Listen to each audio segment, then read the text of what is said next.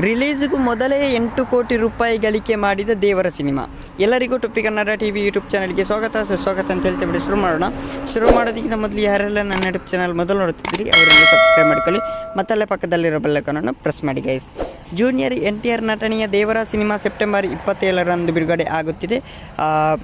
ಕೊರಟಾಲ ಶಿವ ಅವರು ಈ ಚಿತ್ರವನ್ನು ನಿರ್ದೇಶನ ಮಾಡುತ್ತಿದ್ದಾರೆ. ಈ ಸಿನಿಮಾ ಈಗಾಗಲೇ ದೊಡ್ಡ ಮಟ್ಟದಲ್ಲಿ ಬಿಸ್ನೆಸ್ ಮಾಡಿದೆ.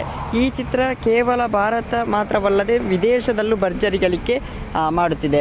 ಅಮೇರಿಕದಲ್ಲಿ ಈ ಸಿನಿಮಾ ಈಗಾಗಲೇ 8 ಕೋಟಿ ರೂಪಾಯಿ ಗಳಿಕೆ ಮಾಡಿದೆ ಅಂತಲೇ ಹೇಳ್ಬೋದು.